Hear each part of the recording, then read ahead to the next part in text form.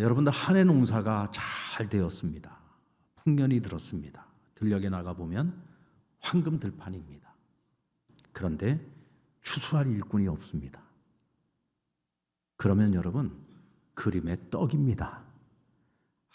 아무리 수고해서 많은 열매가 있어도 그것을 추수할 일꾼이 없으면 그림의 떡입니다.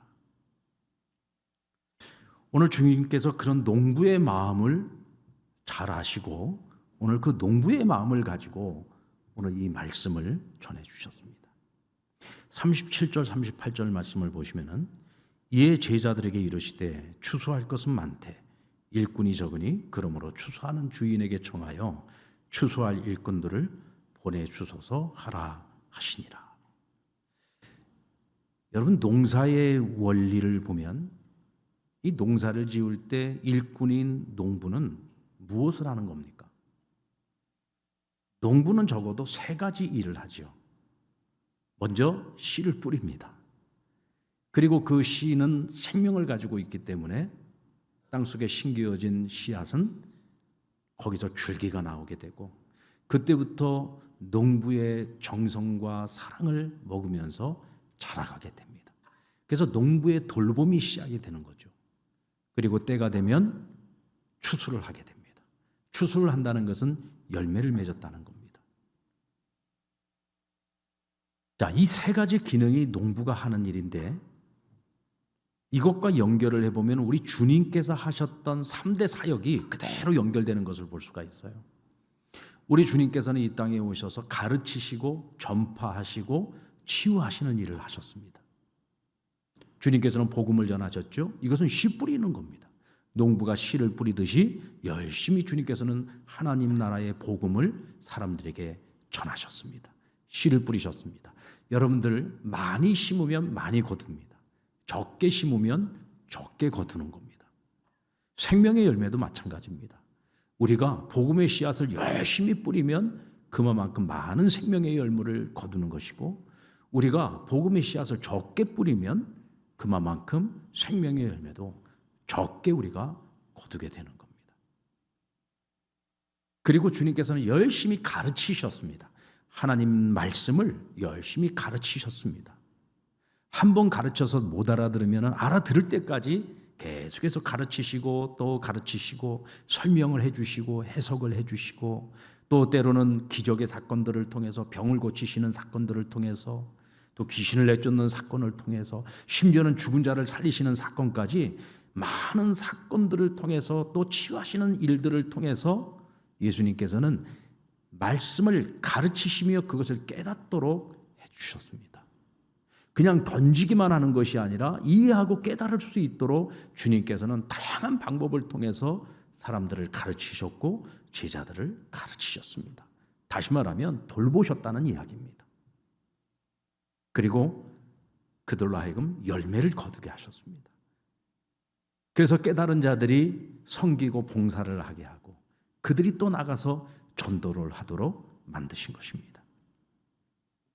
결국은 농사의 원리와 주님이 가르치시고 전파하시고 치유하신 그 사역이 다르지 않고 또 복음 전파의 원리도 다르지 않습니다. 여러분들, 농부는 겸손합니다. 아니, 겸손할 수밖에 없습니다. 왜냐하면 농부들은 알아요. 내가 아무리 계획을 세우고 내가 아무리 많이 애를 쓰고 내가 아무리 잘 돌본다고 해도 하늘이 도와주지 않으면 열매를 맺을 수 없다는 것을 잘 알고 있습니다. 그래서 농부들은 하늘 앞에서 항상 겸손합니다. 복음 전파도 마찬가지죠. 우리가 아무리 열심히 복음의 씨앗을 뿌리고 아무리 열심히 심어도 하나님이 도와주시지 않으면 성령님이 도와주시지 않으면 열매를 맺기가 어렵습니다. 사람의 마음의 문을 여는 것은 정말 어려운 일입니다. 전도를 해보신 분들은 알죠. 전도를 해보신 분들은 우리 열린 모임 하시는 분들은 누구보다 잘 알 겁니다. 민덕순 권사님 그렇죠? 참 사람의 마음의 문이 열리는 것이 정말 어렵습니다.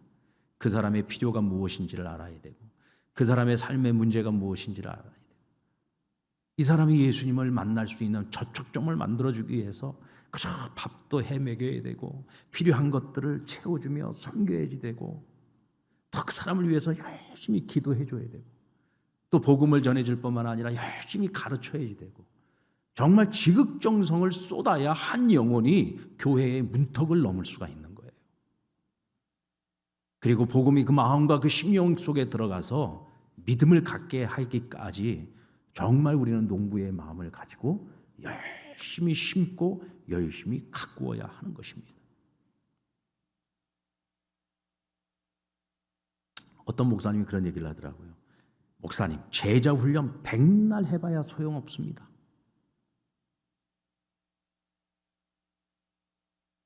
제자 훈련 아무리 열심히 해도 사람들이 안 바뀌더라는 거예요.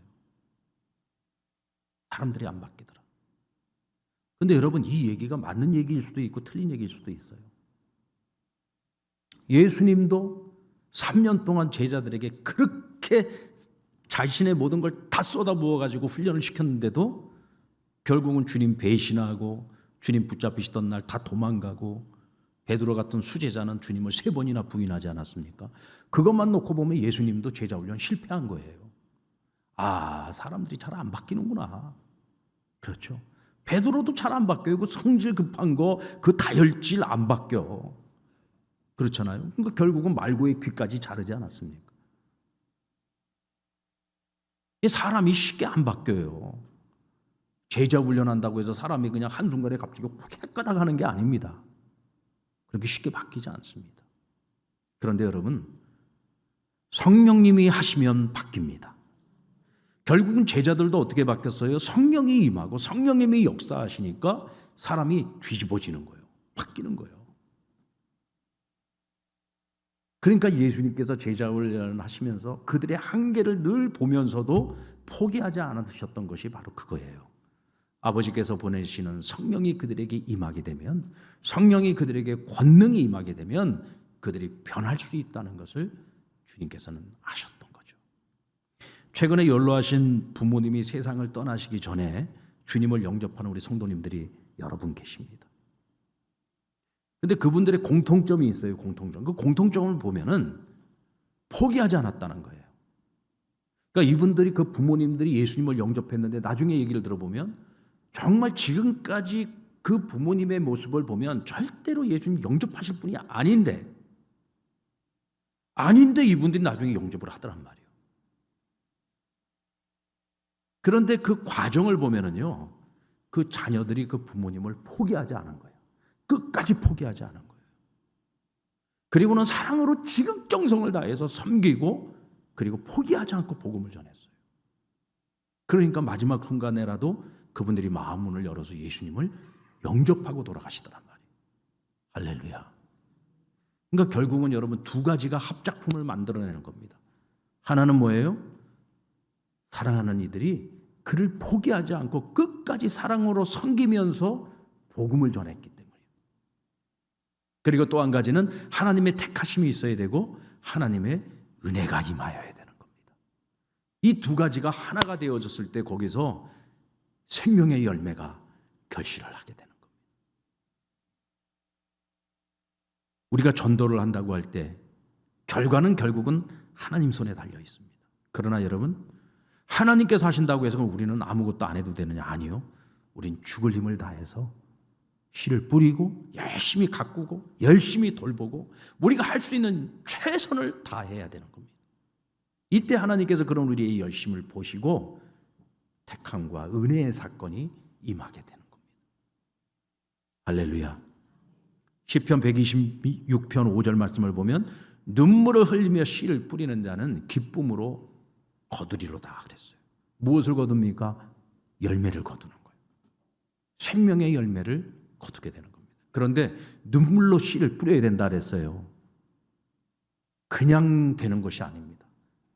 정말 그 한 영혼을 위해서 눈물을 흘려야 돼요. 눈물로 심어야 되는 겁니다. 그러지 않고 되는 것은 아무것도 없습니다. 그러니까 우리가 열심히 전도하는 삶을 살아가지 않는 이유는 뭐냐면 귀찮아요. 그거 굳이 내가 안 한다고 누가 뭐라고 하는 것도 아니고. 근데 오늘 우리는 천국의 소망을 두고 살아가잖아요. 우리가 바라는 상급은 이 땅의 상급이 아니라 하늘의 상급이잖아요. 잃어버린 영혼들을 하나님께로 돌아오게 만드는 거, 다니엘서에 보면 그와 같은 자들은 하늘의 별과 같은 존재가 된다 그랬어요. 여러분의 하늘의 별과 같은 존재를 꿈꾸지 않습니까? 오늘 우리에겐 그런 소망이 없습니까? 이 땅의 창고보다 하늘의 창고에 우리가 더 관심을 가지고 살아가야 되는데, 솔직히 말해서 우리는 이 땅의 창고에 더 관심이 많잖아요. 하늘 창고보다. 하늘 창고는 텅텅 비어가는데 땅의 창고 채우는 일에만 그냥 정신이 없이 살아가고 있다? 그렇다면 우리는 지금 오늘 우리가 해야지 될 본질적 사명을 지금 잊고 있는 것이고, 직무유기하고 있는 것이고, 우리가 지금 방관자로 살아가고 있는 것입니다. 그래서 우리는 아무 열매도 거둘 수가 없는 것입니다. 농부는 미래지향적입니다. 농부는 미래지향. 왜 농부가 열심히 땀 흘립니까? 한 가지 이유 때문입니다. 수확의 열매를 수확하는 그날을 꿈꾸며 그날에 주어지는 그 기쁨을 위해서 그들은 씨 뿌리고 땀 흘리고 수고를 아끼지 않는 겁니다. 여러분, 우리가 부모가 자식을 기를 때 자식을 위해서 부모가 수고하는 것을 수고라고 생각하지 않잖아요. 아낌없이 다 쏟아부어서 자녀를 위해서 자기를 희생하는데도 불구하고 그걸 수고라고 여기지 않습니다. 기쁘게 감당하죠. 아닙니까? 다들 아닌 것처럼 저를 쳐다보시네. 아니, 그렇잖아요. 자녀들을 위해서 쏟아붓는 그 희생, 그거 여러분들 아깝게 생각하십니까? 내가 손해본다고 생각하세요? 야, 내가 니네들한테 쏟아붓는 그 정성 다른 데다 쏟아부었으면 내가 벌써 재벌됐겠다, 이런 생각하십니까? 아니잖아요. 자식한테 쏟아붓는 거 우리 후회하잖아요. 그렇게 해서 자녀들이 잘 자라주면 그거보다 더 감사한 게 없잖아요. 근데 때로는 자식 놈들이 부모 속도 모르고, 하나는 공부는 하고 맨날 딴짓만 하고 맨날 밖에 나가서 사고만 치고, 그래도 부모는 어떻게 해요? 그 자식 포기해요? 포기하지 않죠. 이것들이 그냥 머리 좀 커졌다고 말 안 듣고 딴짓하고, 그럴 때 여러분들은 어떻게 하십니까? 그냥 그거 그냥 밖에다가 집어 던져버립니까? 아니잖아요. 내 힘으로 안 되니 하나님께 맨날 매달려서 그 자식들 놓고 기도하잖아요. 하나님, 이제는 내 손 떠났어요. 하나님이 아니시면 안 됩니다. 그리고 하나님께 맡기고 날마다 기도하잖아요. 전방위적으로 우리는 이제 더 많은 수고를 해야 되는 거예요. 포기하지 않잖아요. 끝까지 하잖아요. 우리 한국의 부모님들은요, 죽을 때까지 기도합니다. 우리 어머니도요, 돌아가실 때까지 기도하셨어요. 아들을 위해서. 여러분들도 마찬가지 아닙니까? 여러분도 세상 떠날 때까지 자식들 위해서 기도할 거잖아요. 그렇죠? 왜 그렇습니까? 우리는 하나님을 믿으니까. 하나님께서 내 자녀들을 책임져 주실 것을 믿으니까. 내가 지금까지 자식들을 위해서 기도했던 것들이 절대로 땅에 떨어지지 않고 언젠간 다 열매 맺을 것을 믿으니까. 아멘? 그래서 우리 기도하고, 그래서 더 수고하는 거잖아요. 왜? 우리는 하나님을 믿기 때문에 미래지향적으로 살아가는 거예요. 미래에 이루어지들 그 꿈과 미래에 이루어지들 그 소망을 우리가 포기하지 않고 우리가 그 수고를 내려놓지 않는 거예요. 계속해서 수고하는 겁니다. 우리 예수님께서도 그 제자들을 보면서 한심한데, 맨날 깨닫지 못하는 그 제자들을 보면서 한심한데, 결국 나를 배신할 놈들인 거 다 아셔서 한심한데 그래도 포기하지 않는 이유가 뭐예요? 언젠가 때가 되면 하나님이 성령님 보내오셔서 성령님께서 저들을 바꾸어 놓으실 것을 아셨기 때문에, 그것을 믿었기 때문에, 그것을 소망하셨기 때문에 끝까지 포기하지 않고 그들을 훈련시키시고 그들을 위한 수고를 아끼지 아니하셨던 거죠. 여러분, 우리가 전도하는 것도 마찬가지 아닙니까? 왜 우리가 전도하는 전도 대상자들을 하다가 말 안 듣고, 진짜 내가 이 정도 했으면 이제는 좀 사람이 낯짝이 있지, 이 정도 했으면 좀 돌아와야지, 우리 이런 생각 가질 수 있잖아요. 근데도 보면 진짜 보면은 정말 말 안 듣는 사람들이 있거든요. 그런데도 불구하고 우리가 왜 끝까지 포기하지 않죠? 아까 우리 민덕순 권사님 그 간증 중에 그런 내용이 있었잖아요. 힘들게 전도해가지고 교회 등록시켜서 열심히 같이 데리고서 신앙생활을 하고 있다가 갑자기 뭔 일 때문에 또 그냥 실족을 해가지고 또 교회를 떠나고 신앙생활 안 하겠다 그러고, 그런데도 어떻게 해요? 그래, 너는 안 되는 인간인가 보다. 그리고 포기해버리는 게 아니라 또 밥 사 먹이고 또 가서 또 달래고 또 기도해주고, 그렇게 해서 또 다시 하나님께로 돌아오게 하고, 포기하지 않는 거죠. 왜요? 사랑하기 때문에. 그 영혼을 사랑하기 때문에. 오늘 우리에게 그런 마음이 있어야 될 줄로 믿습니다. 이와 같은 사람들이 결국은 추수할 일꾼인 거예요. 복음의 일꾼인 겁니다. 이런 사람들만이 이 추수의 기쁨을 맛볼 수가 있는 거죠.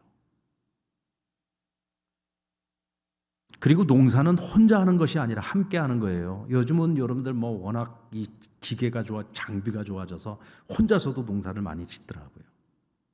근데 여러분, 옛날에는 밭을 가는 것부터 시작해서 거기다 논에다가 물을 대고 또 때가 되면 모를 심고 또 나중에 추수를 하고 할 때에 혼자 하는 농사가 아니에요. 농사는 함께 하는 거예요. 우리 민덕순 권사님도 농사꾼입니다. 농사꾼. 농사를요 얼마나 잘 지으시는지. 예전에 그 시아버지 시어머니 모시면서도 농사를 다 지으시고 대단하신 분입니다. 별로 놀라지도 않아. 나도 농사 지었는데 뭐 대단하다고 막 그런 눈빛으로 지금 저를 쳐다보고 계시는 거예요.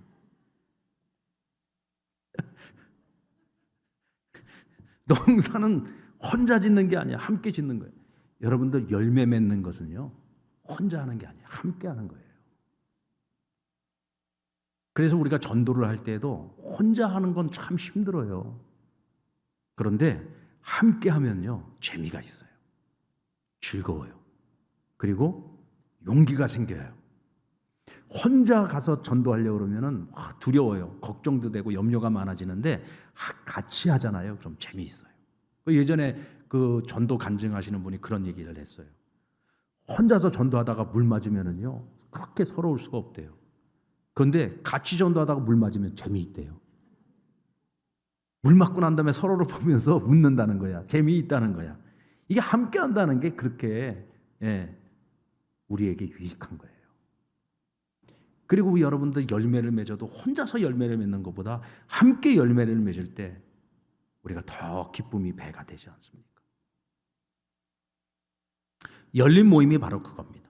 우리 반지 열린 모임도 만약에 혼자서 하려고 그러면 정말 힘들었을 거예요.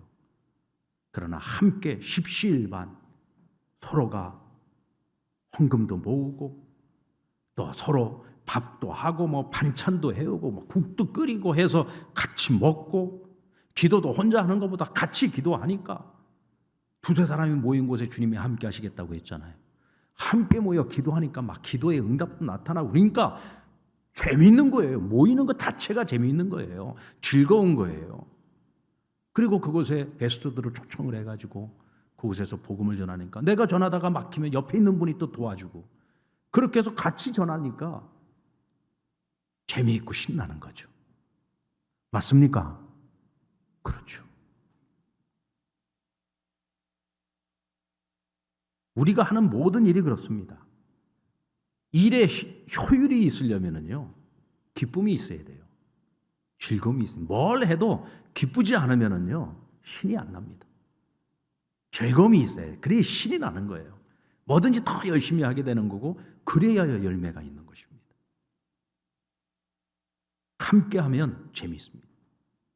함께 준비하면서 재미가 있고, 전도하다가 욕먹어도 재미있고, 수학이 있으면 더 재미가 있는 겁니다. A.W. 토즈라고 하는 신학자가 자아 발견의 방법을 몇 가지로 이야기했어요. 첫째, 내 소원이 무엇인가? 내 소원이 무엇인가? 그 소원이 저속한가 고상한가? 그것을 보면 나를 알 수 있다는 거예요. 그리고 내가 가장 많이 생각하는 것이 무엇인가? 내가 가장 많이 생각하며 살아가는 그것이 바로 내 인간 가치의 판단 기준이라. 여러분들 매일 뭐 생각하고 사세요? 매일 여러분들 머릿속으로 생각하는 게 뭡니까? 그게 여러분 자신입니다.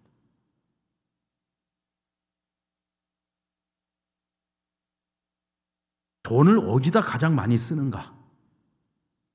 여러분들 돈 무엇에 가장 많이 쓰고 계십니까? 먹는 데 가장 많이 쓰십니까? 내 돈을 어디에 가장 많이 쓰고 있는가? 남는 시간을 어디다 사용하고 있는가? 내 친구는 어떤 사람인가? 내가 사모하는 성공이란 어떤 것인가? 그리고 마지막이 중요한데요. 내가 무엇을 기뻐하는가? 어떤 일을 당할 때 내가 웃는가? 이것이 내 인간됨을 결정적으로 가늠한다는 것입니다. 여러분은 무엇을 가장 기뻐하고 계십니까? 성경은 우리에게 말씀합니다. 적어도 너희가 그리스도인이라면 너희는 추수의 기쁨이 있어야 된다라고 말씀하십니다. 여러분, 추수의 기쁨을 맛보는 우리 상남교회 모든 성도들이 되기를 바랍니다. 너희가 열매를 맺되 열매가 항상 있기를 원하신다 그랬어요. 우리가 지난주 주일 설교 제목이 뭐였습니까? 하나님께서 우리를 택하신 이유, 택함받은 자의 사명. 그 택함받은 자의 사명이 뭐냐? 왜 하나님 우리를 택하셨느냐? 하나님을 기쁘시게 하는 일을 하기 위해서 우리가 택함을 받았다. 그게 뭐예요? 잃어버린 영혼을 찾아서 잃어버린 영혼이 하나님께로 돌아오게 만드는 거예요. 구원에 이르게 하는 거예요. 그 추수의 기쁨을 우리는 가지고 있어야 된다. 전도하는 기쁨을 갖고 살아야 된다. 전도하는 기쁨. 여러분, 전도가 부담스러운 일이 아니라 전도하는 일이 기쁨이 되어야 된다는 거예요. 우리 한번 옆에 분에게 전도가 기쁨이 되기를 바랍니다. 네, 전도가 기쁨이 되어야 된다. 하나님의 일을 하는 기쁨으로 살아가야 됩니다. 하나님의 역사가 이루어지는 것을 보면서 거기에 내 기쁨의 전부가 있어야 된다. 결국 여러분, 참 이게요, 어쩌면 우리는 그냥 열매만 거두는 거예요. 그래서 추수할 일꾼이라 그러잖아요. 영혼을 구원하는 일도요, 영혼을 구원하는 일도 이 한 사람이 구원을 얻기까지 이미 수많은 일들이 있었고 수많은 사람들이 노력을 하고 수많은 사람들이 애를 썼어요. 결국은 나는 추수만 하는 거예요. 추수만 하는 겁니다. 어떻게 보면 하나님께서 이루어 가시는 생명 구원의 대사역 속에서 오늘 우리가 가장 쉬운 일을 맡아서 열매를 거두는 일을 하는 거예요. 이미 다 해놓은 건 우리는 가서 열매만 거두면 되는 거예요. 그러면 그것이 다 우리가 하늘의 상급이 된다니까요. 추수만 하면 되는데 추수할 생각을 안 하니까 추수할 일꾼이 없다고 말씀하시는 겁니다. 전도는 결국 하나님이 우리에게 주신 특권이다. 섬기고 수고하고 희생하고 감격하는 그런 추수하는 기쁨을 가지고 살아가라고 오늘 주님이 우리에게 말씀하십니다. 여러분, 오늘 우리 모두에게 추수하는 기쁨이 있기를 주의 이름으로 축원합니다. 어떤 분이 한 분을 전도를 하셨는데 정말 그 한 사람을 전도하기 위해서 정말 많이 기도했고 정말 많은 노력을 했어요. 그렇게 해서 이분이 우리 상남교회에 등록을 하셨어요. 그런데 이분은 오랜 시간 동안 많은 기도를 먹었기 때문에 정말 지극정성으로 이분을 전도를 했기 때문에 이분은 교회에 와서 신앙생활을 시작하면서부터 이미 그의 마음은 다 열려 있는 거예요. 그러니까 주님도 금방 만나게 되고 교회에서 하자는 것도 금방 따라가고, 그러니까 교회 나온 지 얼마 되지 않았는데도 신앙생활이 너무 재미있는 거야. 너무 즐거운 거야. 너무 행복한 거야. 여러분들 열린 모임을 통해서 신앙생활을 시작하게 되는 분들은요, 거의 대부분이 그래요. 왜냐하면 이미 열린 모임을 통해서 그분들은 복음을 다 들었고 예수님을 영접했고 이미 신앙의 맛을 보고 교회에 오기 때문에 이런 분들은 또 개인 전도도 역시 마찬가지입니다. 어떤 사람에 의해서 어떻게 교회를 오게 되었느냐에 따라서 그 열매가 다르더라고요. 어떤 열매는 작은 열매도 있고 어떤 열매는 큰 열매도 있고 어떤 열매가 됐든지 하나님 앞에 우리가 열매를 드릴 수 있다는 것은 정말 큰 기쁨입니다. 이번 가을, 이번 행복 축제를 통해서 정말 오늘 우리 한 사람 한 사람에게 하나님이 주시는 풍성한 열매가 있기를 바라고 그 열매로 인한 기쁨을 하나님 앞에 올려드릴 수 있는 저와 여러분 우리 모두가 되기를 주님의 이름으로 축원합니다.